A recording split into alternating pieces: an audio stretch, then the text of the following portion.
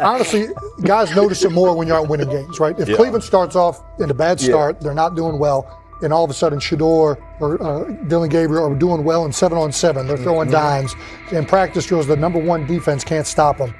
People take notice of that, and the more that the players see it, they're gonna then the comments start happening over the lunch table. They start happening throughout the building, and that's when the pressure really will get severe. The Cleveland Browns were focused on resolving their quarterback situation until Jason Kelce made pointed comments that triggered a strong reaction from ownership. The response inside the organization was immediate and intense. What exactly did Kelce say that has the dog pound on edge and the front office under pressure? We've seen that miserable game by the Cleveland Browns. So they throw Joe Flacco in there, and I like Joe Flacco. He did good, but they gave him the resource of all the first-team guys. Then they throw Dillon Gabriel in there with first teams and second teams. So Dillon always is getting protected. The same thing again, they gave this scrub max protection on every play.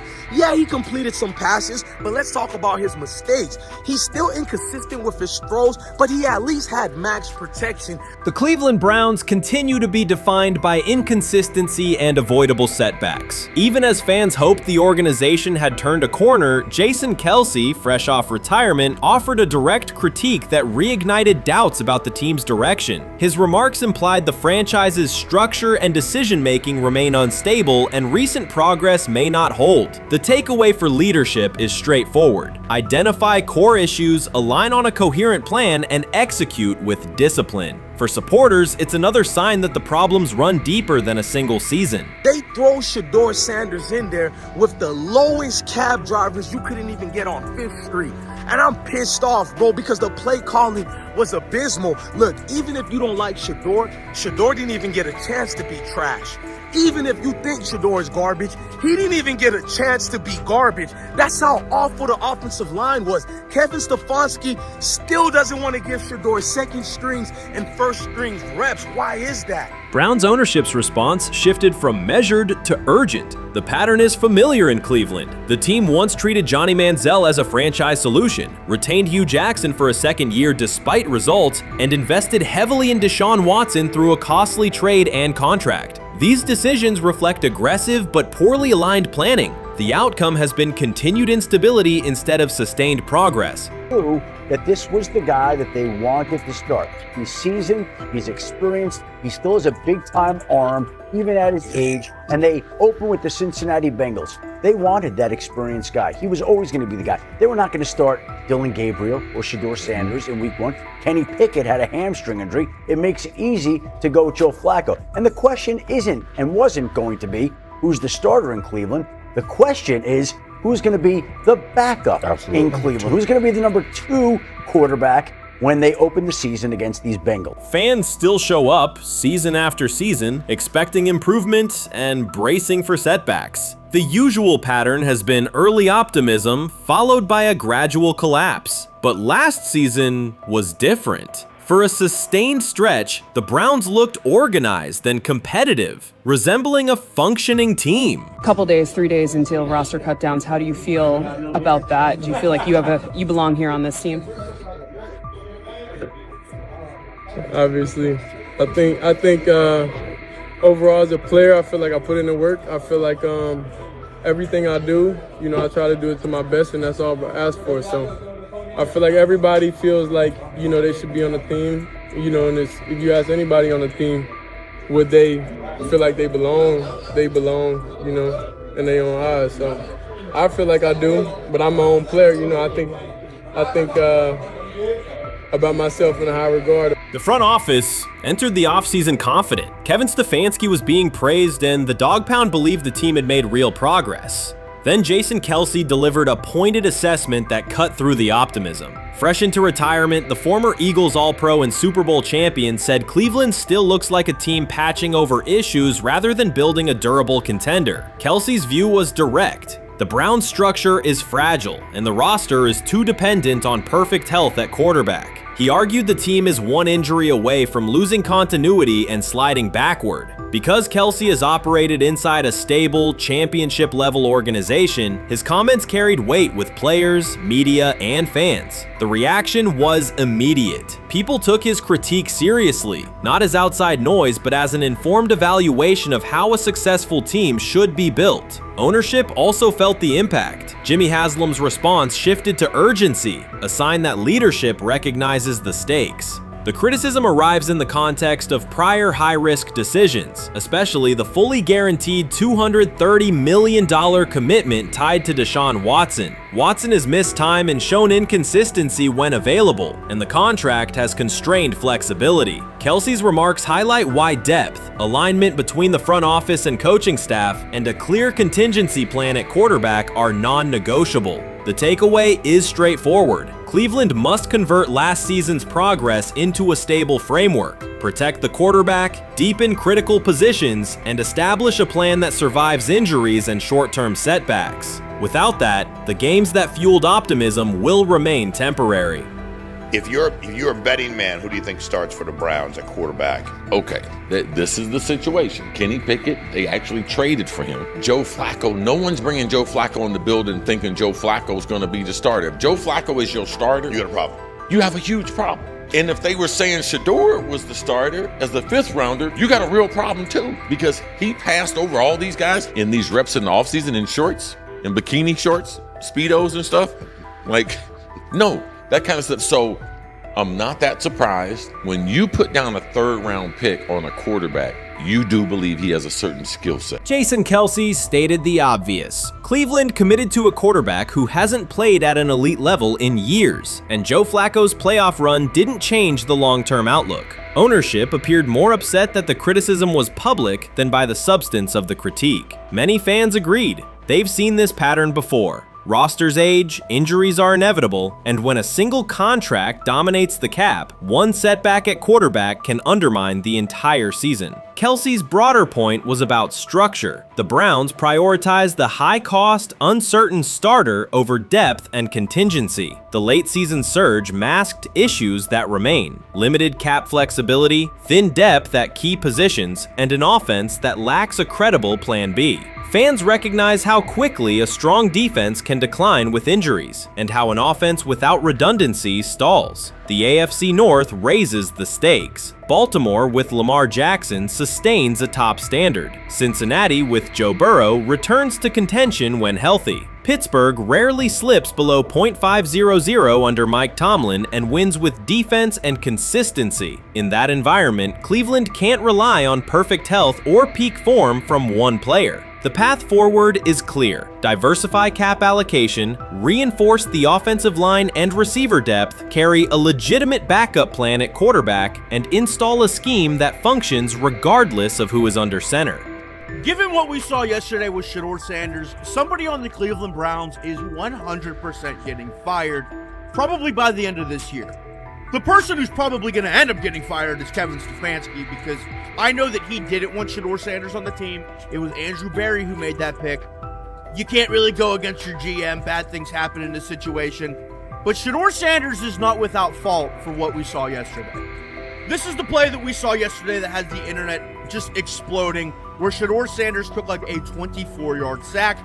Half of the internet is saying that this is all Kevin Stefanski's fault. Cleveland showed progress last season, but the underlying concerns remain. Jason Kelce highlighted them directly. The Browns' long-term plan is fragile, cap-constrained, and overly dependent on perfect health at quarterback. His comments focused attention on structural issues, roster depth, continuity in coaching, and a sustainable offensive approach, rather than a single hot streak. That criticism resonated because it reflected what many around the league already see. Ownership's reaction underscored the sensitivity. Jimmy Haslam has presided over frequent coaching and quarterback changes, and external scrutiny carries weight when it comes from a respected veteran with championship experience. Kelsey's remarks reinforce that last year's Joe Flacco stretch was a short-term solution, not a foundation. The team still needs a durable plan that can withstand injuries and inconsistency. The practical takeaway is clear: stabilize the system, diversify cap snap usage and build depth at key positions so the offense functions regardless of who is under center. That includes a coherent development pathway for younger talent such as Shedeur Sanders, with defined practice reps, protection, and scheme alignment. Kelsey didn't say anything outrageous. He articulated the gap between a brief surge and a credible long-term contender. I have the faith of a mustard seed,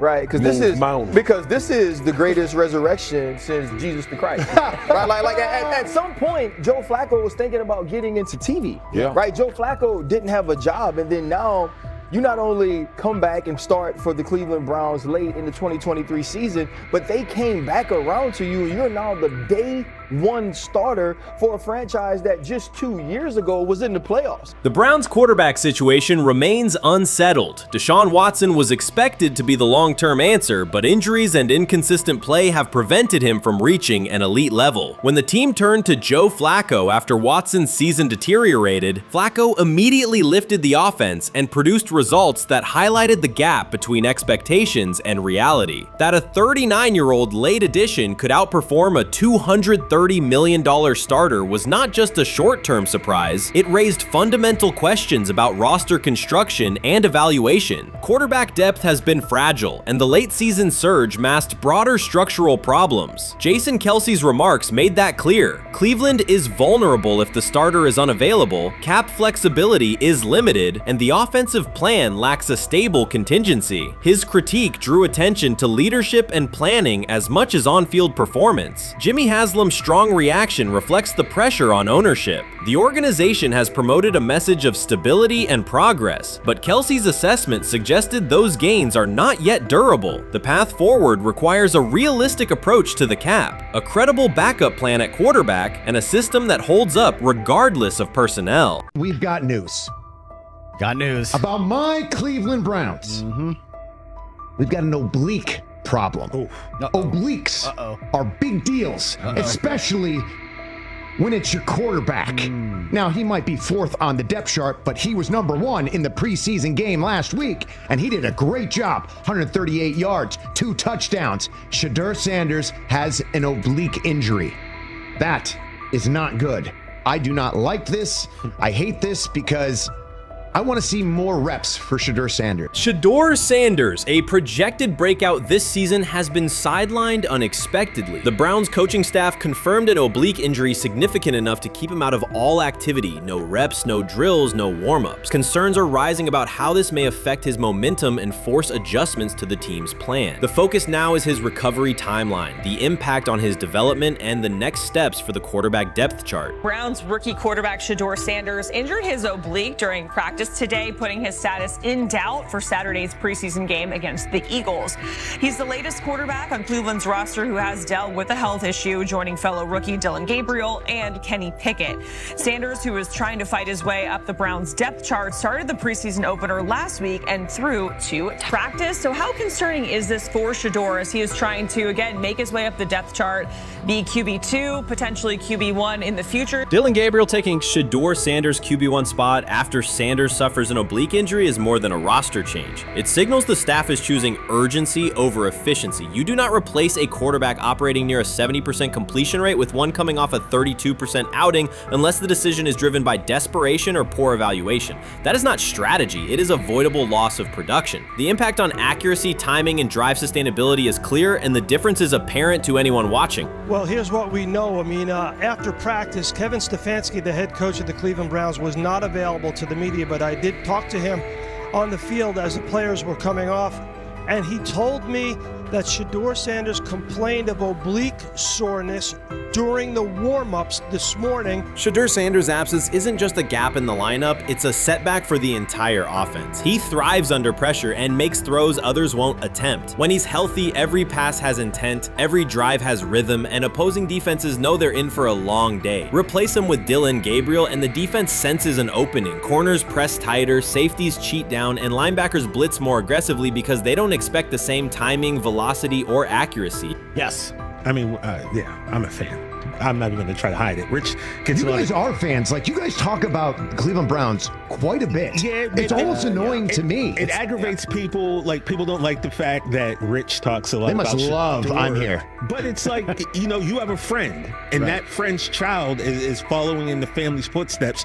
You want them to do well. I don't know why people have such an issue. I know Rich is supposed to be impartial, but it's kind of hard when you have that type of tie to it. But yeah, I'm rooting for Shedeur, man. And Dillon Gabriel's 32% completion rate isn't just poor, it's untenable at this level. A number that low needs no context. It means 2 misses for every completion. Whether opponent and play calls are secondary when efficiency is that limited. That output does not sustain drives or keep the full playbook viable, yet he is starting while Shedeur Sanders is sidelined. The contrast is clear. Sanders brings accuracy, timing, and command. Gabriel's recent performance reflects inconsistency and missed opportunities. Choosing Gabriel under these circumstances reduces offensive reliability and invites defensive pressure. It is a decision that sacrifices efficiency and field position. So it'll be interesting to see what happens with Dillon Gabriel, but to the Shedeur Sanders point, it is unfortunate because I thought he was gaining some momentum.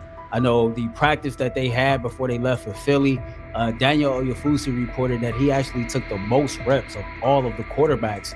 And that was the first time that had happened. It was the first time that he had went ahead of Dillon Gabriel, practicing with the twos, etc. So, like, coming off that stout performance against the Carolina Panthers, he was gaining momentum. If this were a clean evaluation, there would be no debate. Shedeur Sanders is the clear choice. He's accurate, composed, and consistent with a track record of high-level production. Dillon Gabriel remains a question mark, and not the kind that stresses defense. He's the kind that makes coaches consider leaning on the run to limit risk and protect field position. The reality is that injuries create openings for players who haven't earned them. Gabriel has stepped into QB1 while Sanders is out, but that reflects circumstance, not superiority. We don't know the severity of this oblique injury and whether it will even keep him out of Saturday's game against the Eagles.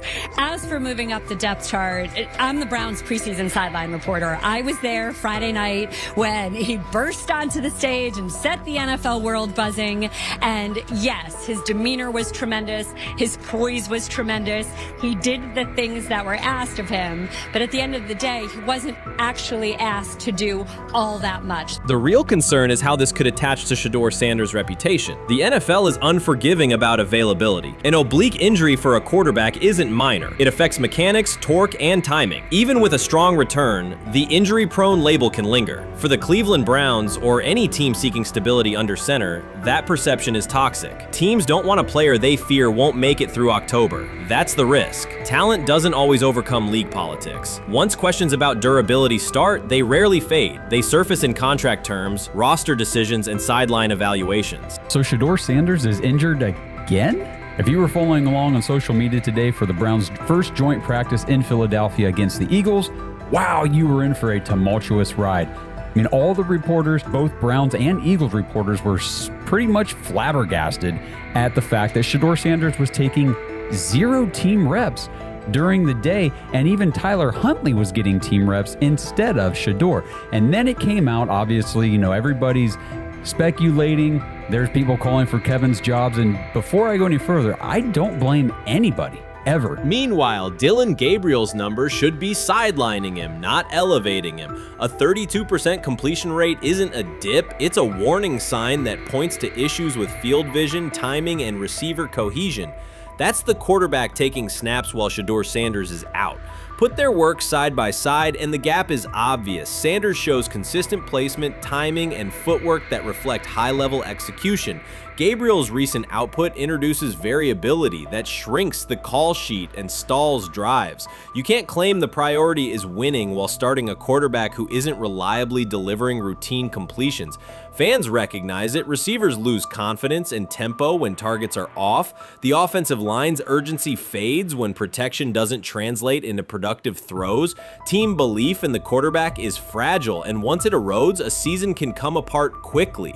We could be looking at, 3/4 of Snoop and maybe 1/4 of Dillon Gabriel. Not really exciting for the fans. Of course, it would be nice to see what Dillon looks like. Did spend third-round capital on him. If you're Dillon Gabriel and you're a rookie, is not going to be you on want to this get team. healed. You want the reps. You want to take these reps. So what do you do to prepare yourself and get ready? Because man, when rookies get injured, it's like these reps are so valuable. Yeah, sets him back a lot. We do have some video here. Mike Garafolo had some video of Jalen Hurts kind of helping Shedeur use his cart to get off the field here. Shedeur Sanders changes the entire equation. His presence under center keeps defenses honest, keeps teammates engaged, and expands the coaching staff's options. You can call vertical shots, open the playbook, and control the game's tempo. Dillon Gabriel limits that. With him, the playbook narrows, drives stall, and the defense ends up on the field too long trying to compensate. The Cleveland Browns are not in a position to gamble at quarterback. This is a franchise with a difficult history at the position. With Gabriel, the issues are visible from the stands. A 32% completion rate won't jump to 60% with a few extra reps. If anything, it will decline as defenses present looks they would not risk against Shedeur. And that's the core issue. Shedeur Sanders at 80% is still a better quarterback than Dillon Gabriel at his best. That isn't exaggeration, it's the numbers. If Sanders is a 70% passer when healthy, even a drop to 60% keeps him well ahead of where Gabriel is now. Yet the team is rolling with the quarterback who isn't delivering routine completions. Every week Sanders is out, his hold on QB1 loosens. That's the hard truth. The longer Gabriel stays in the role, the more coaches cite continuity and chemistry to cover what's happening on the field. Every throw and every drive has to be a statement, not just to win, but to erase any notion that Gabriel is a legitimate alternative. In the NFL, QB1 isn't handed back because you used to be the best option. You have to take it.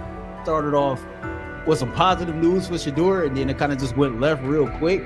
Shedeur got the news early on that if Dillon Gabriel couldn't go, he would get his second straight start in the Saturday preseason game against the Philadelphia Eagles. And then he went on to injure his oblique. For the fans who don't know exactly what part of the body the oblique is at, what that injury is, and how it can impact the quarterback, can you explain to them what is an oblique injury? It's like up in this area, right? Well, you can't see me, but like right up in here, you know, when you go to throw, like obviously that's all that. So the truth is straightforward. The Cleveland Browns, or any team in this situation, aren't going anywhere meaningful with Dillon Gabriel under center. You can frame it as progress and point to selective highlights, but reality will level it out, and by then the season is already slipping. Shedeur Sanders is the difference between a team with a path forward and a team playing out the schedule. He reads coverages, delivers on-time throws, and forces defenses to respect every level of the field. Gabriel turns the offense into guesswork. The NFL is built on results, and the results are clear. Gabriel's 32% completion rate functions as a warning sign. It doesn't need context, a clinic, or a film session to explain. It signals inefficiency that stalls drives and compresses the playbook. Yet he has been handed the role Shedeur established through precision, composure, and production. That decision undercuts the stated goal of winning. With Sanders, the offense retains structure, rhythm, and threat. With Gabriel, it narrows and exposes the defense to longer stretches on the field. Urban Meyer's roster history underscores the absurdity.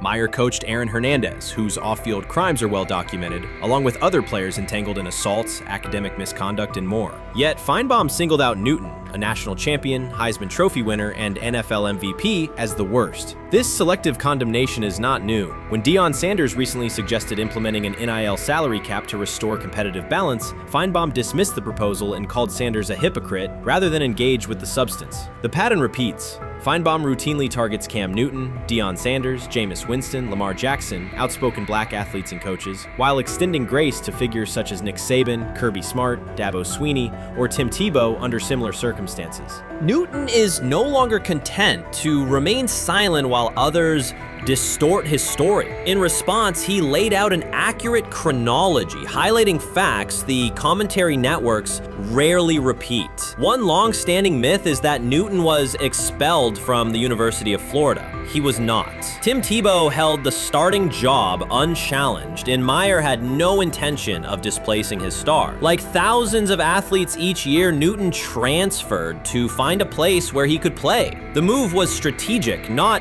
disciplinary. He is with 3-2-2-5-3-17 to transfer to and Moorbeck. Meyer was. Critics habitually resurrect the 2008 laptop incident to tarnish Newton's entire career. Newton has acknowledged the mistake, but its relevance is overstated. The incident did not prompt his transfer, nor did it derail his trajectory. After leaving Florida, Newton enrolled at Blinn College, a Texas JUCO powerhouse, and led the Buccaneers to a national championship while posting dominant statistics. That performance earned him the opportunity to transfer to Auburn. At Auburn, Newton produced one of the most extraordinary single seasons in collegiate history. More than 4,000 yards of total offense offense, 50 combined touchdowns, an SEC title, a national championship, and the Heisman Trophy. Achievement compressed into a single year under intense scrutiny. Even that landmark season is recast by Feinbaum as a cautionary tale. He claims Newton ignored head coach Gene Chizik by diving for a goal line touchdown when told to kneel, jeopardizing the game. In reality, Newton explained that the decision was a collective adjustment made in the huddle after reading the defense. While Auburn still held timeouts, the Tigers maintained control and secured the championship. Portraying that moment as reckless serves to recast Newton's success as selfishness rather than leadership. Feinbaum's approach to Sanders reflects the same dynamic. When Sanders urged a structured NIL ceiling to protect athletes and stabilize rosters, Feinbaum immediately labeled him hypocritical. Yet when Saban or Sweeney voice identical concerns, Feinbaum frames them as thoughtful guardians of the sport. The inconsistency reveals that the determining factor is not the argument but the identity of the speaker. Unapologetic black leaders who control their narratives, challenge entrenched hierarchies, and Feinbaum's commentary often functions as a check on that influence. Newton countered Feinbaum's latest attack with a concise statement. "You're lying, Paul. Please stop." Behind those words lay a broader indictment of the media machinery that weaponizes half-truths. By calling Newton the worst player Meyer coached, Feinbaum was seeding doubt among fans, front office evaluators, and future historians. Newton, now an established media presence and entrepreneur, no longer depends on traditional outlets to correct the record. He reminded audiences of 3 essential truths. He departed Florida on his own terms, he led Auburn with support from coaches and teammates, and he captured every major accolade available in college and professional football without conforming to prescribed expectations. An unspoken rule lingers in American sports discourse. Black athletes may excel, but must do so quietly, gratefully, and without highlighting systemic inequities. Newton broke that expectation early by celebrating with unreserved joy, answering questions candidly, and refusing to minimize his personality. For some commentators, that confidence is reinterpreted as arrogance. Feinbaum's repeated attempts to undermine Newton follow a familiar script of policing behavior rather than analyzing performance. Yet, legacy rests not in a pundit's soundbite, but in tangible achievements and public memory. Newton's resume, Heisman winner, national champion, NFL MVP, speaks for itself. Millions of fans witnessed his impact on Saturdays and Sundays. Countless young quarterbacks saw someone who looked like them redefine the position's possibilities. The same is true for Sanders, whose player-first coaching philosophy and media savvy continue to influence college football's direction. Feinbaum's commentary cannot erase these realities. Newton, Sanders, Winston, Jackson, and others have already secured their places in football history. By publicly confronting misinformation, Newton set a precedent for athletes who now possess the platforms and technology to present their stories unfiltered. The microphone no longer belongs exclusively to legacy broadcasters. Newton holds it now, and he intends to keep it.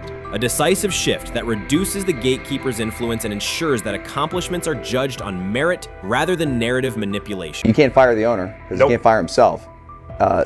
Someone's head's going to roll, unfortunately, in this situation. And it's probably Stefanski and Barry. I saw on The Athletic. I don't think that's fair, by the way. Stefanski, that part. I agree. I was saying the other day on my podcast that Barry should be fired. And I said I wouldn't fire Stefanski, but a couple of people made the point of saying, well, if you fire the GM, you got to give him a chance to hire his own coach, which is fair. That's true. Mm-hmm. So I would fire Barry. I would hire a new GM. If that GM thinks Kevin Stefanski's a good coach, wants to stick with him. Right. The situation in Cleveland has escalated with the NFL. Sources indicate GM Andrew Barry is prepared to move on from head coach Kevin Stefanski if he refuses to elevate Shedeur Sanders. The Browns are weighing a major quarterback change. Leadership appears to be aligning behind Sanders and pushing for immediate action. This is a high-stakes decision about control and the team's direction. I think it's unfair for me to comment in I guess, maybe on behalf of the industry. All I can say is this, the time that we spent with Shedeur, and what he's done throughout his college career is impressive. He's an impressive young man. He's a really good quarterback. Sometimes, fit comes into play. And I'd also say this, there are 4 more rounds of the draft. And then maybe lastly, it's less about where you get picked and what you do after you get picked. That's really the most important thing. And, getting to know him over the course of the spring, he has a ton of resolve. Andrew Berry appears to be at a breaking point. Pressure from fans and within the organization to play Shedeur Sanders is intensifying. Berry is pushing for a move towards Sanders, while head coach Kevin Stefanski remains cautious about altering the depth chart. The divide is clear. One side wants acceleration, the other a measured rollout. The organization is under heavy scrutiny, and the focus has shifted to when, not if, Sanders sees the field. Has the fourth highest odds of any head coach this season to be fired. He's clearly on the hot seat. It's been a discussion for really a couple years now, dating back to last season's 3-win season. And he's always had kind of hot and cold seasons. And now the sports books are saying he's fourth on the list. Number 1 is Mike McDaniel of the Miami Dolphins, Brian Daboll of the Giants at 2, Shane Steichen at 3, and there is Kevin Stefanski plus 650 to be fired. This has moved beyond tension to outright stubbornness. Rather than elevating Shedeur Sanders, the staff has chosen Dillon Gabriel. The current depth chart looks less like a forward plan and more like resistance to change. Fans have been clear about who they expect to see, yet the organization keeps delaying. Every week without a real evaluation of Sanders slows development and blurs accountability. Cleveland is choosing a conservative approach when a decisive decision is needed, sending a message of uncertainty to both the locker room and the city. Now being the third-string quarterback for the Cleveland Browns, was that so much was made out of unbelievable. He actually made the team as the third-string quarterback. Like that was a big deal. Like that was somewhat of a surprise to a lot of people. He should have been the first pick in the draft. Kevin Stefanski appears to be doubling down to validate his approach. Despite sustained demand from Browns fans to see Shedeur Sanders reflected in chants, merchandise, and constant discussion, he continues to keep Dillon Gabriel in front on the depth chart. The decision functions as an assertion of control rather than a response to momentum. Even with clear signals from the fan base, Stefanski is staying with Gabriel and delaying a full evaluation of Sanders. It is a deliberate choice to maintain his plan and pacing, not to accelerate change. Cleveland is prioritizing continuity over recalibration, keeping any transition to Sanders on hold. But yeah, I mean, the Browns are in a tough spot. They have wasted. You traded a ton of high draft capital to get Deshaun Watson. You've gotten nothing out of Deshaun Watson and missed an opportunity. Like, who knows who they would have drafted? Now, maybe they would have screwed up those picks and the Browns would still be in bad shape. Andrew Berry is likely frustrated watching Dillon Gabriel default to conservative throws while the offense stalls. From a football perspective, this appears to be the hill Kevin Stefanski is choosing to stand on. Keeping Gabriel ahead of Shedeur Sanders has limited the unit's explosiveness and prevented a full evaluation of a higher ceiling option. Drives end quickly, field position flips, and momentum is lost while Sanders remains on the sideline. Fan patience is wearing thin. Each ineffective series intensifies criticism and shifts scrutiny toward the coaching staff's criteria for the depth chart. With every additional snap for Gabriel, the decision reads less like an open competition and more like rigid adherence to a plan that isn't producing results. The optics are clear. A dynamic quarterback sits while a cautious approach keeps the offense in neutral. If this continues, accountability questions will grow inside and outside the building. What performance benchmarks keep Gabriel ahead of Sanders? When will Sanders receive first-team reps in live situations to allow a fair comparison? The front office must decide whether to preserve continuity or pivot toward a timely assessment of Sanders. The longer the current approach stays in place, the more it signals stubbornness rather than adaptation, and the more pressure mounts to realign the plan with on-field output. I honestly see it happening if the Browns lose a bunch of games. Like if they get 5 wins or less, I see the report coming out now that Stefanski will be fired. I don't want it to happen. I want the Browns to be good, win a bunch of games. I think that they're going to be a team that is slept on and can at least get 7 wins, which is why if they don't, I see Stefanski getting all the blame for that, and there'll be a new coach in Cleveland. Because their players, to me, are there once again.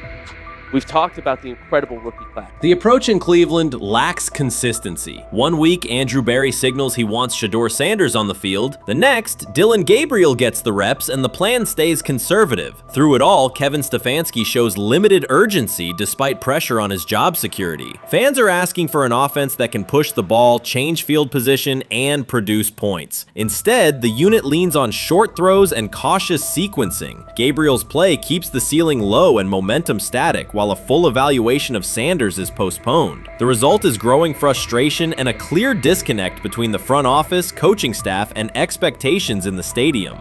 The NFL tried to teach him and his father a lesson. You don't act like that. You don't talk like that before a draft. We'll show you how our game is played. We will watch you plummet all the way. I think he would have gone undrafted except for that owner in Cleveland. And he is the key to everything because he is something of an against the grain maverick owner. He's kind of a wannabe Jerry. Fan speculation is growing. Some believe Kevin Stefanski lacks confidence in Shedeur Sanders. Others think he's prioritizing Dillon Gabriel for reasons unrelated to performance. A more extreme view claims Stefanski is manipulating outcomes to secure a buyout. Whatever the motive, the risk is clear. This approach is straining his relationship with GM Andrew Berry and alienating the fan base. Pressure is rising, Berry's patience is running out, and supporters have shifted from requests to demands. If the current plan continues, calls for a change in quarterback and accountability will intensify.